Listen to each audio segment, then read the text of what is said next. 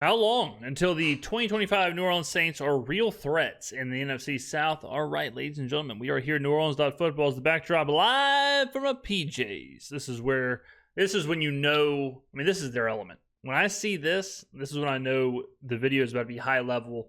Got people in the back getting scones, getting muffins, getting a couple of, iced coffees. But today, all we're getting is high level sports talk. Let's get into it. Couple years, the Tampa Bay Buccaneers have been dominating the NFC South, having hands on the wheel, iced coffee right there. Look, but you see how that? long until the 2025? Did you see that right there, ladies and gentlemen? She walked in immediately, dripping in sweat, potential heat exhaustion, dehydration. She walks in fanning herself, double hand fan. You know she's getting an iced coffee. That's what life. She thinks she's getting an iced coffee, but she's about to get hit with some breaking Saints news. 5 Saints could become threats and go in there and challenge them for that top spot. I think it's undetermined. I mean, I don't feel like this is a question that actually has a answer right now because there's just so many unknown variables. Correct. So this is so if you're doing, I mean, there's no way to do the actual math here, but you're doing a 4-part equation. And all of the parts have their own independent variables within themselves, right? Like the Saints, to say that the Saints are threats in the NFC South, yeah, it depends on what the Saints are doing, but it also depends on what the other teams are doing, right? Like it depends on Tampa. Are they getting worse? Is the Panthers, are they getting better? Are the Falcons getting better? Are they getting worse? Like it's all these moving parts and pieces. So very, very difficult question to answer. And the only way to really do that is to look at the division. Look at these teams. What did they do last year? I keep hearing all of this like pro-Atlanta, pro-Carolina, anti-Saints, whatever talk. This is last season. This is DVOA, if you're new to the channel. So let's take a look at just overall total DVOA. Where were the teams? All right, so Tampa was the highest in the division, obviously. They were 11th. Overall in the NFL, they're the 11th best team per DVOA, all right? Atlanta was 20th. New Orleans was 22nd. Carolina was horrific. They were 30th, okay? Then you can look at the actual like percentages. Atlanta's negative 7.3. Saints are negative 10.6. Carolina's negative 32.9, okay? Horrible. Let's look at offensive DVOA, just total offensive DVOA. We'll keep this kind of simple. Let's see. Atlanta is 14. Okay. New Orleans is 23. Carolina is 24. Tampa is 7. All right. Let's go to defensive DVOA. It's probably going to be a lot of the same. Atlanta might be the worst. Defensive DVOA, Tampa is 16.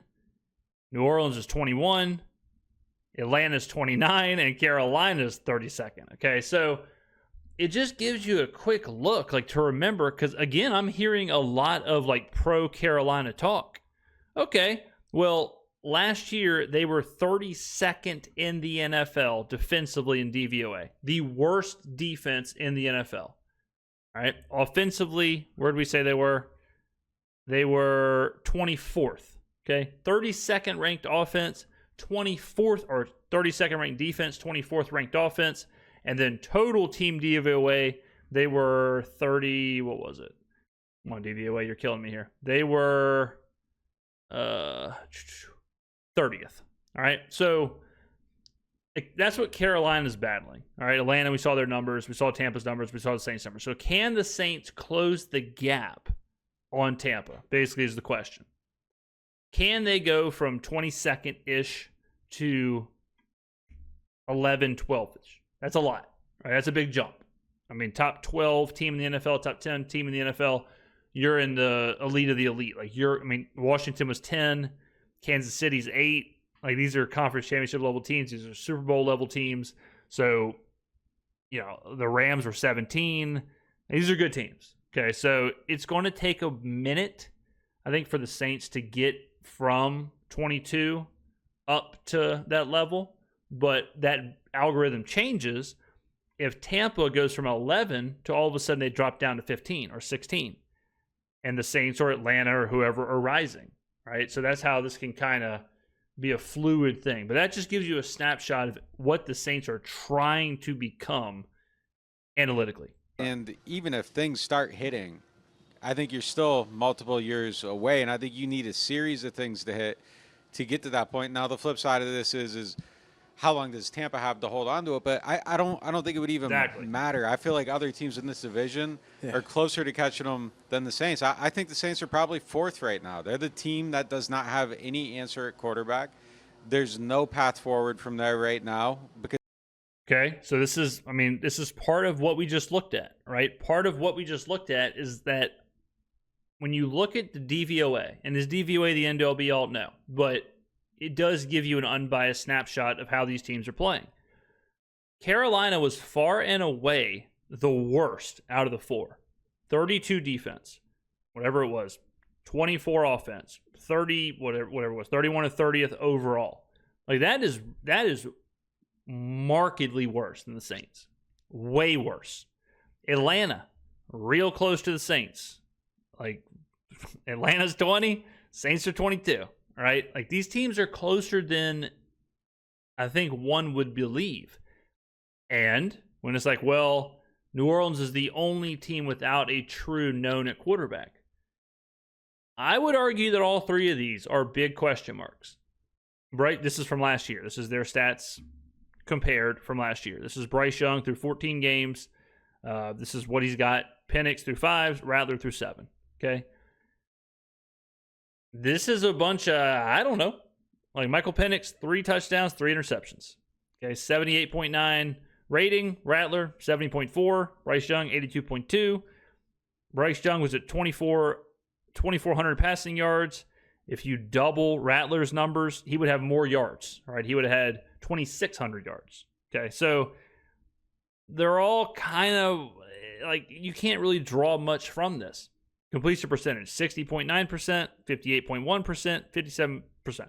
These are super small sample sizes with Penix and Rattler, but I wouldn't consider any of these guys really known. I mean, Bryce Young took a stride at the end of the season, sure, but was that lightning in a bottle or was that something he's going to grow on? Michael Penix, again, you look at these stats, it's like, you can't really, you don't really know one way or the other whether he's going to be good or bad from this. Same with Spencer Rattler, right? So if you combine this with this, they're all kind of lumped together in that like unknown quantity. If you look at the like just points forced and points allowed, this is a super crude metric, but just to give you a little bit more context, the Saints 338, Panthers 341, Falcons 389, and then allowed. No surprise here, since the Panthers were the worst defense in the NFL, 534 points, which is far and away the most points allowed in the NFL, with a negative 193 point differential. And the Falcons gave up 423 points, which was markedly worse than the Saints. Okay, again.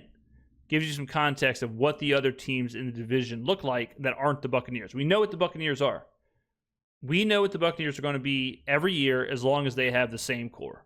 We know what we're going to get out of them. And like Nick said, how long will Tampa hold on to that? Because if Tampa starts to slip and any of these teams start to take a step forward, not looking at you, Carolina, that's how that window could become a lot shorter of how long it might take to catch them. Because we don't know what these guys are. Maybe they're the team with the best quarterback, but we don't know that. Atlanta doesn't really know either with Penix. Yeah. Carolina at least has a guy that they've seen win an NFL game. The Saints don't have that right now. So until you at least see that, I think it's pretty far away. And honestly, I don't really see pieces on this. I don't see a foundation for the future on defense at all. Like anywhere. I don't see it. I don't see the building blocks. At least on offense, I see the offensive line. There's the possibility at quarterback. Yeah, I mean, defense is obviously much harder. It's much harder to be like, oh, this is going to come to fruition. Like offense, you can see the quarterback's throw, you can see the receiver's catch, whatever. It's harder to be like, oh, yeah, Danny Stutzman's about to be the man. Oh, yeah, Broughton's about to be the man. Oh, yeah, Quincy Riley's going to be the man. Like, you just don't know that until it happens. But, again, if the Saints just are what they are last year on defense, there is still an enormous gap between the Saints and the Panthers. Like, think about how much better the Panthers have to be from 32nd to 21st. All right, so even though it's like, the Saints are kind of hopeless on defense, whatever, like, look at the teams they were better than defensively. You know, like some of these teams, like Atlanta, 29. You know, Carolina, 32. And no one's going to sit here and say the Saints were great defensively last year. They were horrible against the run, right? What were they against the run? 30th? Yeah, they were terrible against the run. Somehow Carolina was even worse. So, you know, there you go. But I think it's closer. The Saints, Falcons, and Panthers are much closer than, and this is where I push back on a lot of this, is the idea that the Saints are far and away either the worst team in the NFL or the worst team in the division or the worst defense in the division, anything like that. I think they're closer to that middling pack or below middling pack. Back, there's some young receivers that you have decisions to make on, but defensively, what are you building around right now? I mean, there's Chase Young, but like, what else is the long-term answer at that position? Alante's in a contract year. Yeah. Until he's under contract, you can't look at him like that. Kool-Aid. Yeah, I mean, the future, as in the next 3 years, is, Chase Young, Big Daddy Stutzman, Kool-Aid, the draft picks, obviously, Justin Reed. Needs to have a good season. Maybe he's one of them. Justin Reed's 28. Tyrann Mathieu's at the end of his career. Demario Davis is at the end of his career. Pete Werner's okay. Brian Brzee is a situational player right now. Yeah. I don't see it. I mean, I think they are We definitely do not have right now, until it's proven, we definitely do not have the long-term defensive stud just hanging out. Like the young defensive stud that you can really be like, okay, we're building around this guy. Now, that could all change in a couple of months, for sure. But I don't want to say a long ways off, because you can turn it around in an offseason, especially you have the quarterback in place. But as it stands right now, I don't think they're in striking distance. They're playing the 50cc and they aren't ready for the 150cc race. It's a little Mario Kart reference. Respect. So that Mushroom Cup's like still far away, I think. Yeah, no, I mean, I totally agree that there is. Damn, this guy walked in, power blazer, window pane, teal, insanity. No pieces around there that you can say, okay, we're going to build around this. This gives me hope for the future long term. And Alontae Taylor would be that, but he isn't under contract going forward now. But that kind of brings me to the point that Mike and I have talked about the importance of bringing somebody like Asante Samuel in to have that be a younger piece that you can build around, but you don't know what he's going to be like coming off of this. Here's my big question, right? Here's my big question here. And this isn't even really as pro-Saints as it sounds, as much as it's anti-Atlanta and anti-Carolina. But like, if you're saying the Saints don't have this, Saints don't have that, Atlanta has this, Carolina has that, then someone's going to have to explain to me this, right? Someone's going to have to explain to me why these numbers are what they are, all right? Like, this is the offensive DVOA, okay? Atlanta's 14, Saints are 23, Carolina's 24, all right? And we all know what happened last year with the Saints. We all know the injuries. We all know the situation. Fired coaches, whatever. Carolina didn't fire their coach. Atlanta didn't fire their coach. Kyle Pitts is still Kyle Pitts. Drake London is still Drake London. Bryce Young is still Bryce Young. So Michael Penix is still Michael Penix. Defensive DVOA. Someone has to explain to me this. Someone has to explain, if Atlanta has all the stuff they're building around, if Carolina has all the stuff they're building around, but the Saints don't, then why is one team 21st? Why is one team 29th? And why is one team 32nd? What am I missing? How did in one off season, all of a sudden, there's hope here, but there's not hope here? How are these two teams? Because think about how bad the Saints were last year. Okay? Think about how bad they were. with Spencer Rattler as a rookie, with Darren Rizzi as the head coach, with who the hell knows playing left guard, who the hell knows playing center, who the hell knows playing wide receiver times 4. Okay, the Dante Pettis's, the MVS's, the Bub Meanses, the Mason Tiptons, the Jordan Mims in the backfield. Think about how ugly all that was. Now think about all that compared to the names you can list for Atlanta and the names you can list for Carolina. Okay, well then how is this? Then why is this Atlanta 20 and the Saints 22 and Carolina 32? This is where I'm starting to not understand the situation.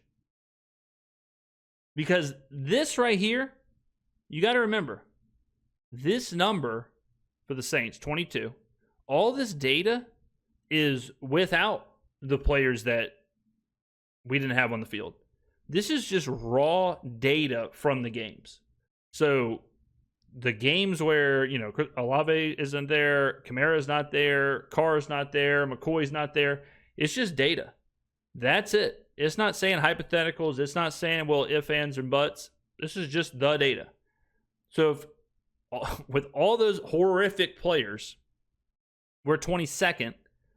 Where do you think we would go if we have Chris Olave, Rashid Shaheed, Eric McCoy, Kelvin Banks?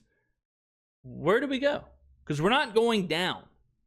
You don't have 22 with the roster we had last year and the situation we had last year, get all of those returning players back, and then go down. Okay, that's not going to happen. All right? Just like the Raiders. The Raiders are 27. They ain't going down. It's impossible. You don't have what they had last year.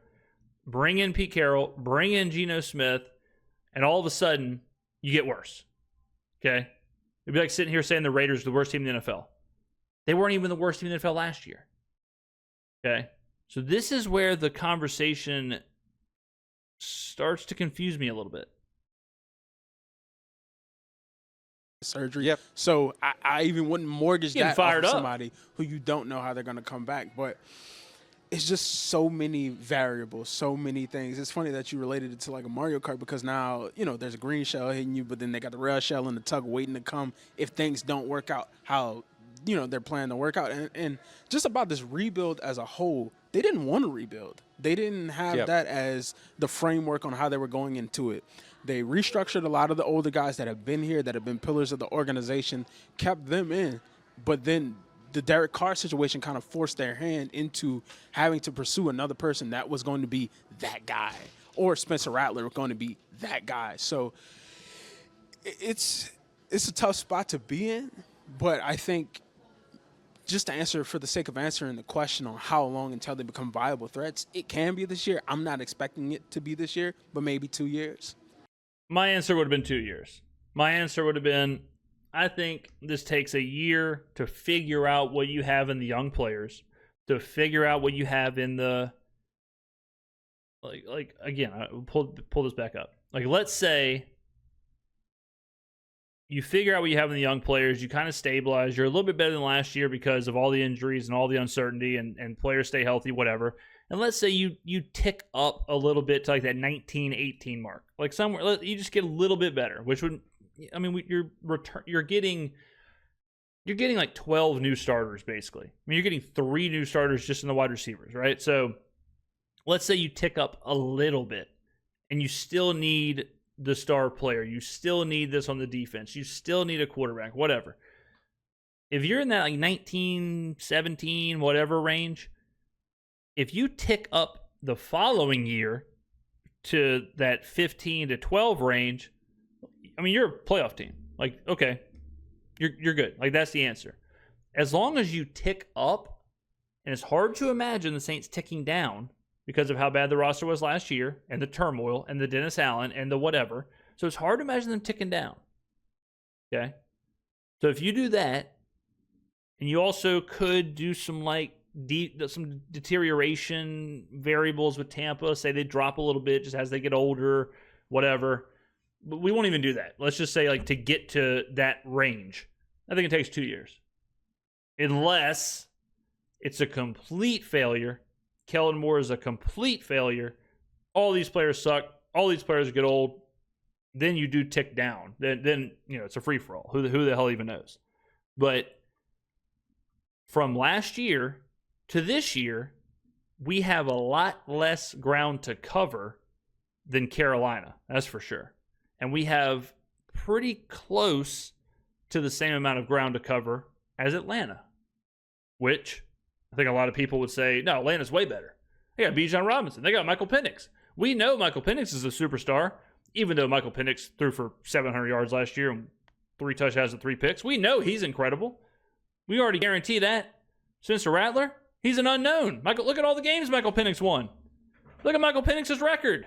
Look at this. How could you not know Michael Penix is the man? How can you not know he's the best? He's the best player in the world. Of course we know, right? Of course. I don't know. Because right now you say you have them at 4th. Who do you have in that 2 and 3 spot? I don't know. I mean, I don't know what Penix is at all. Theoretically, I think Carolina's probably behind Atlanta, but if Penix isn't good, I think he's as much of a mystery as these guys playing for the Saints are, if we're being fair about it. Right. Yes. I can't crown him anything. So I don't know. I mean, he was drafted way higher. Theoretically, he should be way better than what the Saints have, but that doesn't mean anything once you're in the league. It's really about who puts it together.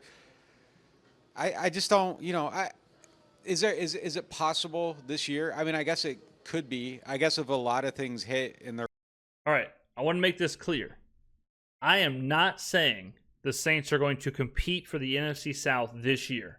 This is not a homer video. This is not a rosy colored glasses. This is not a, black and gold glasses.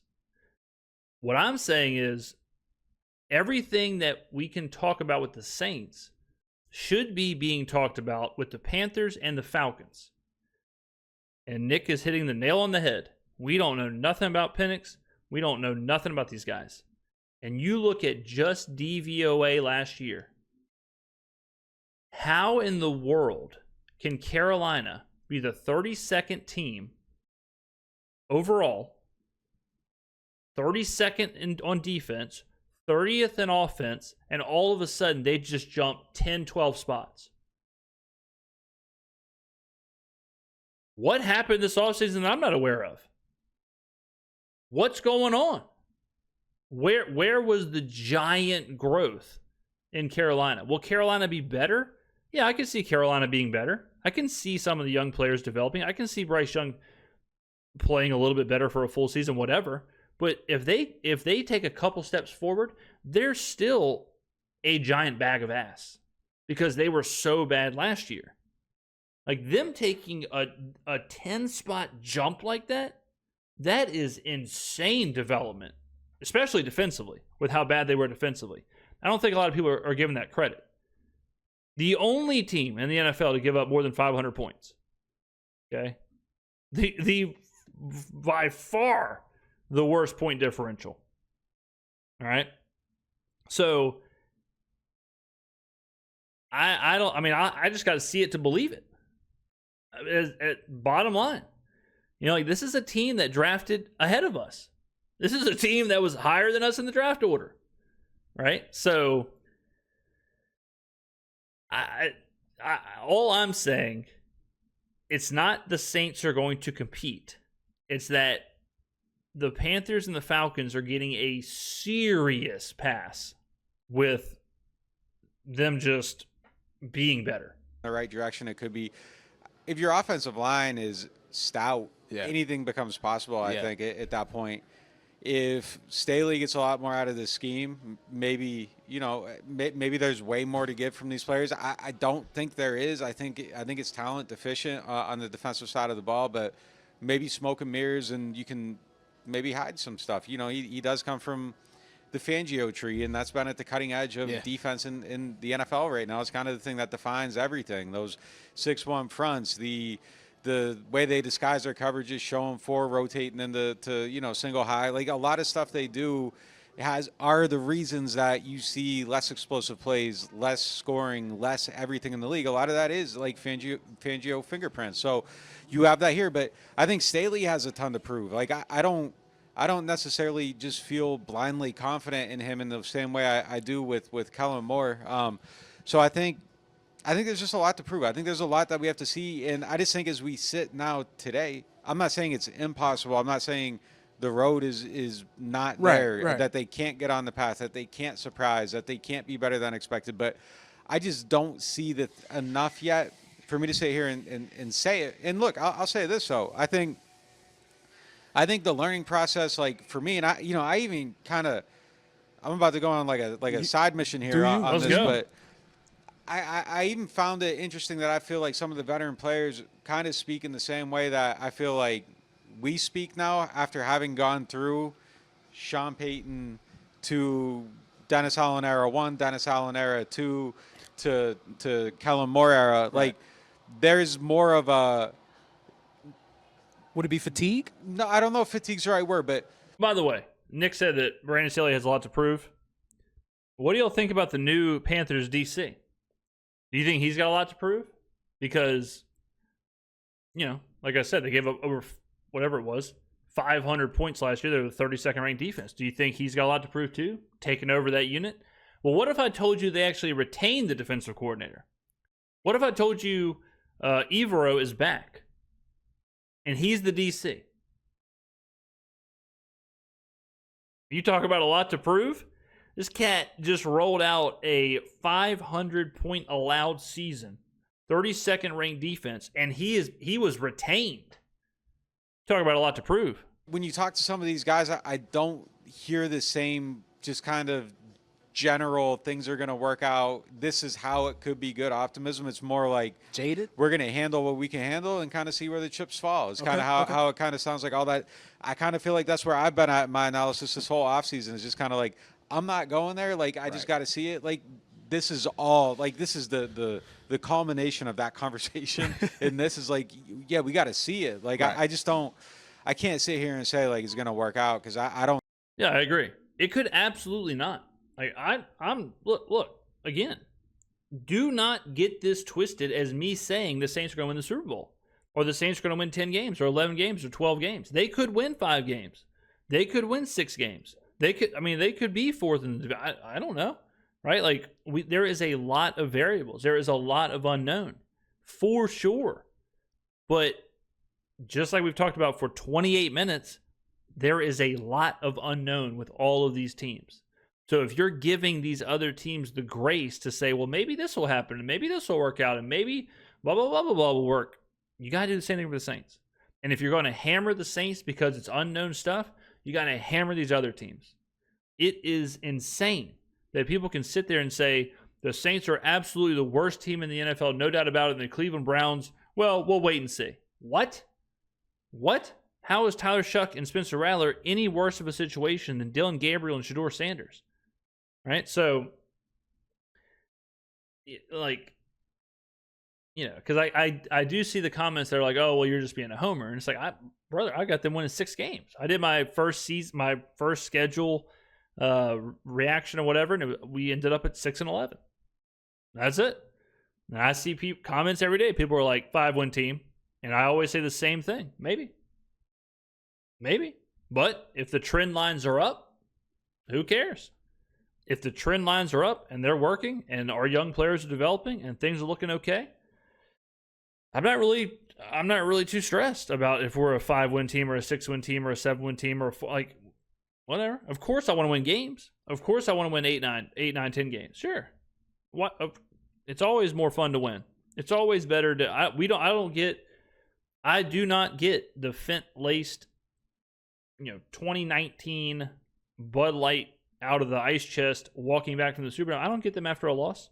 It's always better to get completely railroaded by the guy selling it when he says, oh yeah, $8 whatever a beer, you hand him a 20, you think he's going to make change, he doesn't even look at you again, boom, all of a sudden, great, I just bought a lukewarm half drank Old Milwaukee for $20, sweet, and now I have to potentially take Narcan so that I don't overdose on my way back. Like, yeah, what the hell was I talking about? I don't know. And my honest feeling is that the odds are it won't. Like mathematically, historically, logically, any filter you want to apply to this is falling on the wrong side of it right now. And there always are. There's a Now that I have to push back on that. If last year is the rock bottom, I would say mathematically there is a better chance we are better than we were last year. Because I would say mathematically there is a better chance of the starters starting and not getting injured than it is of them getting injured. So if you take last year as the rock bottom, boom, worst case scenario, I would say odds are we are better than that. Just as far as Team A and Team B. Just like the example I gave with the Raiders. I would say mathematically, the Raiders, more than likely than not, if you did the simulation 1,000 times, if you did the simulation, the Raiders will be better this upcoming year than they were last year. I don't think that's crazy. So, the team that comes back from 3-1, someone has to do it to beat that team when they show the record. But I just don't know that this is a team that's coming back from the 3-1 deficit this year. And that is a point. You don't want to be pessimistic. You don't want to be just anti. You want to just be realistic, though. And that's even when we were picking our win totals for the season. We've been burned so many times over the last couple of years thinking that, oh, well, they added this piece, so this should be good. They added this piece, so this should be good. And then just keep on getting smacked in the mouth. Well, even adding that, the piece to that, too, is just kind of well, if they get healthy, they got to have better injury luck. Well, maybe they won't. I mean, if just like last year, once the injuries start happening, throw everything out the window. A couple of years ago, I had the Bengals to win the Super Bowl, and it was the year Joe Burrow hurt his wrist. When Joe Burrow went down, it's like, all right, well, I mean, throw it out the window. You can't account for that. It's just you chalk it up to the game when injuries like that happen. And Joe Burrow is a specific situation, but with the injuries the Saints had last year, you can't predict that. You can't predict whatever it was. 16 starters are out. All right, well, I mean, okay. If you're predicting injuries correctly, you need to walk that ass down to the casino and go play some baccarat. Because you're seeing the future. I part of it last year, and I was like, wow, this is worse. So I mean, there's just so much that can go wrong. No, that definitely is going wrong. So much that can go wrong. But just kind of looking around the NFC South and going weapon for weapon, I think the Saints can end up with maybe the second best receiver core. Who's number one, Atlanta? Yeah. I mean, that's a great point. Let's look at it. I mean, again, am I missing something? How does Atlanta have the best wide receiver core? I have them as the worst. Who would you rather have? Drake London, Darnell Mooney, Ray McLeod, and these other guys? Or Ted McMillan, Adam Thielen, Xavier Legette? Or Chris Godwin, Mike Evans, Igbuka, Jalen McMillan? Or Chris Olave, Rashid Shaheed, and Brandon Cooks? I'm not saying the Saints are 1, but I think the Falcons are 4. A healthy Chris Olave is better or the same as Drake London. And then Darnell Mooney, Ray McLeod. I mean, these other guys, I'm not sure if they would have made my intramural teams in college. I could hear an argument where if you're really high on Ted McMillan, maybe this is the best. I could hear an argument that if you're high on Igbuka, maybe this is the best. I know a lot of people are high on Jalen McMillan. I know I took his overs a whole lot last year and got burned a whole lot last year. But I don't really see I do not see Atlanta being the number one wide receiver core. And then if you go through running backs, Bijan, Chuba, Bucky, and Kamara. I think Chuba is the worst. Bijan, Bucky Irving, sweet. I know a lot of people who think Bucky Irving is incredibly underrated. But if you want to say Bijan's the number one, Bucky's 2, Kamara's 3, fine, but there's no way Chuba Hubbard isn't the 4th best running back. And then quarterbacks, Baker is number 1, no doubt about it. But between Bryce Young, Michael Penix, and Tyler Shough or Spencer Rattler, Yeah. Yeah, Atlanta's definitely number 1. I don't know in Tampa Bay because you can pencil in the 1,000-yard season for Mike Evans, but I don't know what Chris Godwin is going to look like coming off of this injury. And I don't really, nobody else on there really stands out to that extent to where I can say, oh, well, this is a rock-solid, ironclad core because you have. What am I missing with Atlanta's wide receiver group? Okay, I had to go look it up. I thought I was missing something. So this is PFF's 2025 NFL Receiving Corps rankings. Eagles kick things off at 1. Okay, whatever. Tampa is 2. Like, what's going on? It was a coin flip between the Buccaneers and the Eagles for the top spot as they earned equal 79.1 PFF receiving grades in 2024. The Buccaneers win the depth battle, though, as Ibuka, McMillan, and Rachaad White make for the deepest receiving corps in the NFL. Mike Evans, Chris Godwin, and Bucky Irving were all top 15 players in PFF receiving grade among qualifiers. The Bucs were almost number 1 in the NFL.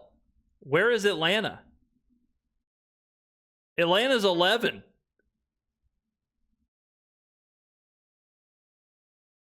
What? The Saints are 23, and the Panthers are 26.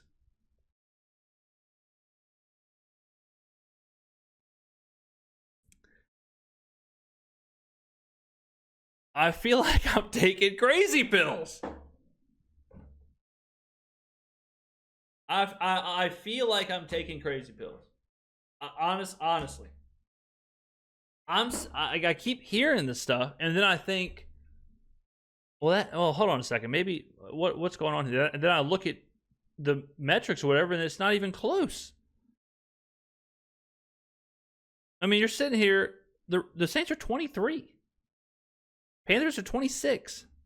Falcons are 11, and the Bucs are 2. Could be 1. Rashid Shaheed, a flyer. Brandon Cooks, another flyer. And Chris Olave, flying, but can do other stuff too. It's tough to say because I think it comes down to quarterback. You might be, you can have the best gun, but it might just be range bullets, like it doesn't. Yeah, so it just kind of depends. I think it really kind of depends on that. Like, they could theoretically have the most talented core in the whole division and quite possibly have the least production. And it's just the equation might, I so much of that goes back to the QB. Now, I don't think it's going to be that bad. I don't, but right. For Chris Olave to be better than Mike Evans, Tyler Shough, Spencer Rattler, whoever has to be better than Baker Mayfield, probably. Yeah. You at least have to give him the opportunities. You at least have to put yourself in, within a tier of wherever Baker's at, and Baker's in a decent little tier there, and there's a couple more below. So as long as you're existing up there, and obviously if he's healthy, maybe. Shaheed, obviously, I mean, I think he's one of the more unique players in the league. But yeah, there's so much of it comes back to the QB. So definitely possible. I'm not dismissing the notion at all. Like I think it's definitely. I think they actually have possibly good pass catchers, but man, to get on the other side of Tampa and Atlanta, so much you have to go right at QB. I think. Right. No, I didn't even think about that portion of it because you can have that positive, but not saying that anybody is bad, but you can have a negative plus that positive, and still not be positive. So definitely that is a great point right there. But then on defense, I mean, you get to looking age plus inexperience plus need to see more. There's too much of need to see more. And, look, in fairness to those players, that's what the season is for, to show more, to go out there and show how you've progressed and gotten better every single week. But collectively as a whole, I mean, and they know it. They have to. We probably don't weigh enough how much that Foskey pick set him back on D. That's the 40th pick in the draft. Like, and you're getting nothing out of him. Like, he doesn't have to be a star, but like, he should be the guy getting 4.5, 5 sacks every year. Yeah, you need that out of that pick. 40th pick in the draft. Like, I think people forget how high he was picked. That's like my go-to line with Shough. Is like, well, he was the 40th pick in the draft. Of course he's going to be the starter. And it's like, well, like, but maybe not. Like that can go wrong. I do think Shough ends up the starter. I think Spencer's like a notch ahead of him right now, but I think he does end up there. But that Foskey pick is as bad as any of them, really. Like, he's not even rotational right now. You can't figure him into that. Maybe he ends up being, but like that ain't somewhere I'm on to go. And that's, I don't know if it's just because we do talk often, but that was the player I was thinking about in my head just without saying his name, because you have to see it. Yeah. It's at the point where you have to see it. There's no more, oh, well, let's adjust this and let's do this and no. Got to go out there. Got to get it done regardless. It just is what it is. It has to be what it has to be. I mean, I don't know.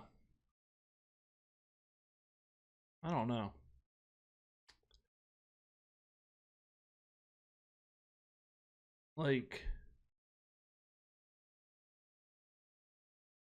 I mean, maybe I'm a little lower on Drake London, but even after London, I mean, like, I don't know. I just don't. I don't have a lot for Darnell Mooney and Ray McLeod and Kaderil Hodge and Casey Washington and Jamal Agnew, and I mean, we're getting into Madden creative players at this point. We're getting into generated rookies. You know, like, I don't know. Look, this was a video that went a lot longer than I thought it was going to go, but like, we're caught in the middle here, right? We're caught in the middle because we do not want to be overly bullish on the Saints. The Saints were 22nd in DVOA. Are they going to win the South? Are they going to compete for the South? Are they going to win 10 games? Probably not. It's a couple years away from being a couple years away, all right? Or a year away from being a year away, basically. That's what the Saints are. They are a year away from being a year away. We want to see some upward trend lines, see some positivity, see some stuff working, get a good draft class next year, keep it going with Kellen Moore, keep the vibes high, keep getting younger. Okay, cool, we're ready to compete 2027, whatever, just like the plan was this entire time. Got a bunch of salary cap space, spend it, invest, cool, rocking and rolling. I just don't get, and I will not get, how all these teams down here, absolute dog water, right here, the 28s, the 29s, the 30, the 32nd, the 31st, I don't get how the Saints got markedly worse from last year and how these teams got that much better. I don't see it. I don't see it at all. And you could say, well, the difference between Derek Carr and whatever.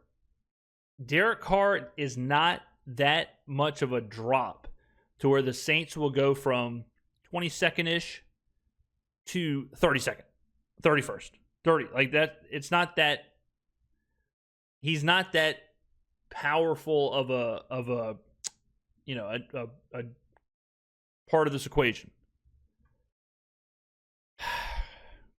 I don't know. Blood pressure's high now. I got to go lay down now. Unbelievable. All right. Well, this one went long. If you made it to the end, let me know. Let me know. What do y'all think? I mean, am I off base here? Am I what's going on here, ladies and gentlemen? All right. I will see you in the next video.